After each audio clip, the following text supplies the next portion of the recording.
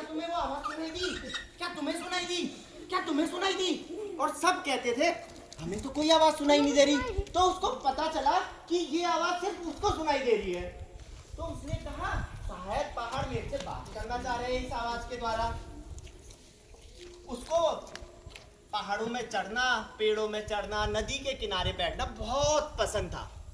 ठीक है, जैसे उसकी दादी को पसंद था। वो और उसकी छोटी बहन पेड़ों से फल तोड़ते, दिन भर घास के मैदानों में उल्टा लेटकर बादलों को देखे रहते और कहते वाह क्या जिंदगी है हमारी। लेकिन एक दिन क्या हुआ उसके संग, जब उसने अपनी स्कूल की पढ़ाई करी और वो बड़ी क्लास में जाने लगी तो उसको अपना गांव छोड़कर जाना पड़ा। कहाँ? दूर कहीं शहर की तरफ। और वो आवाज भी गायब होने लग गई, तो उसको ही सुनाई देती थी। ये तो हॉरर स्टोरी है। ठीक है, हॉरर स्टोरी। और जब पूरे 10 साल, कितने 10 साल बीत गए, तब वो वापस आई अपने गांव में। और तब वो आवाज दोबारा सुनाई देने लगी। कौन सी? और उन पहाड़ों के करीब रहते रहते उसका बहुत अच्छे से समय बीतने लगा। और वो जब बड़ी हुई तो उसको था कि मैं तो खूब सारे पहाड़ चढ़ूंगी। तो एक आर्मी की भर्ती आई जिसमें उन्होंने आर्मी वालों के संग कूली बन करके, सबको पता है ना कूली कौन होता है? कौन होता है? जो सामान उठाता है ना। तो उसने कहा मैं कूली बनूंगी, जो आर्मी वालों के संग दूर दूर जंगलों में जाएगी और उनके संग सामान उठाते हुए उन सारे पहाड़ों में जाएगी जिन पहाड़ों से उसको कौन सी आवाज आती थी? की आवाज आती थी। ठीक है, लेकिन पता है उसके संग एक गड़बड़ हो गई। क्या पता है? कि वो एक लड़की थी। और क्या आपने कभी एक लड़की कूली देखी है? नहीं देखी है ना, तो उसकी भर्ती भी नहीं हुई।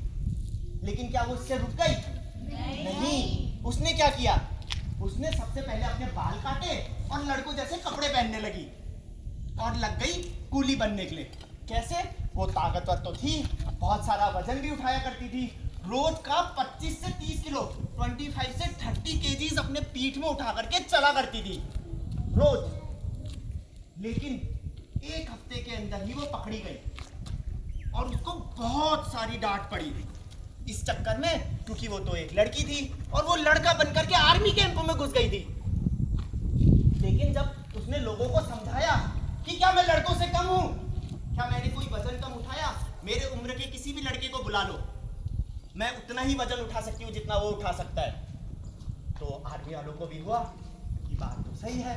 तो उन्होंने वो नियम ही खारिज कर दिया कि लड़कियां कूली नहीं बन सकती और उसको भर्ती कर लिया। और भर्ती करने के बाद वो निकल पड़ी अलग अलग पहाड़ों में जाने के लिए। और कुछ समय बाद वो एक क्या बन गई?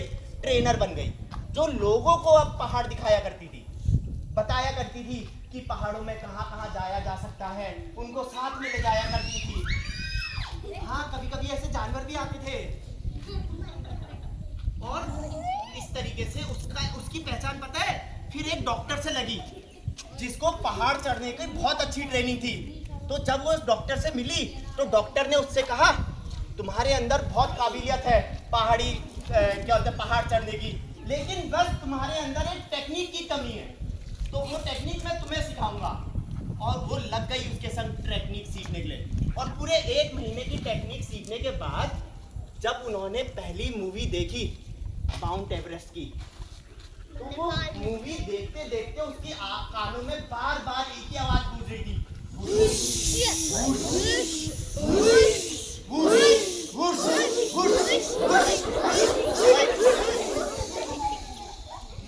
और उसको उसके सपनों का पहाड़ मिल गया। और उसके आंखों के आगे बस एक चीज दिखाई देने लगी कि उसको अब बस उस माउंट एवरेस्ट में चढ़ना है जो दुनिया की सबसे ऊंची चोटी है। तो कुछ समय बाद ट्रेनिंग करने के बाद, किस चीज की ट्रेनिंग? क्योंकि उन ठंडीले बर्फीले पहाड़ों में हवा ठंडी थी, सांस नहीं आती थी और आपको खाने के लिए भी कुछ नहीं मिलेगा।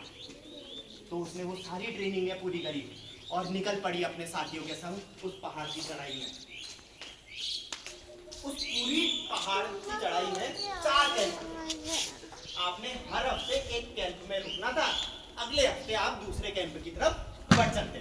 फिर जैसे ही आप कैंप में एक रात रुकते, फिर आप दूसरे कैंप की तरफ बढ़ चलते।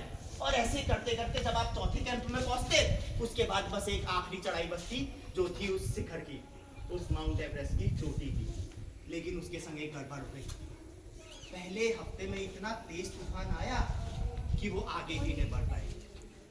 और जब जैसे तैसे वो दूसरे और तीसरे कैंप की तरफ बढ़े, तूफान इतना तेज हुआ कि जैसे ही वो कैंप के पास पहुंचे, उनका टेंट ही उड़ गया और उनके पास खाने के लिए भी कुछ नहीं बचा। उनकी दवाइयां उड़ गई और वो उस तूफान से बचने के लिए किसी दूसरे कैंप में घुस गए ताकि उस तूफान से बच सके। तो जो उसके साथ उसके साथी थे, उनके पास बस एक चीज बची, वो थी मैगी। तो उन्होंने कहा अब हम इसका क्या करें। तो टीने ने बड़ी हंसते हुए कहा कि एक काम करते हैं, आधी अभी खा लेते हैं, जब आधी हम वापस करके वापस आ जाएंगे, आधी सब खा लेंगे। तो वो लोग अगले दिन आधी मैगी खा करके फिर निकल पड़े। तो वो तूफान इतना तेज था कि वो एक कदम आगे बढ़ाते और दो कदम पीछे हो जाते, एक कदम आगे बढ़ाते, दो कदम पीछे हो जाते। वो ऐसा लग रहा था जैसे पहाड़ कह रहा हो, वापस जाओ, वापस जाओ। लेकिन पीने के आप कानों में एक ही आवाज गूंज रही थी, कौन सी? तो वो आगे बढ़ती रही और रुको, मैं 9 मई 2011 की सुबह 10:45 में टीने ने माउंट एवरेस्ट की चोटी में शिखर हासिल करी। और वो जो उसके कानों में गूंजती थी आवाज, कौन सी?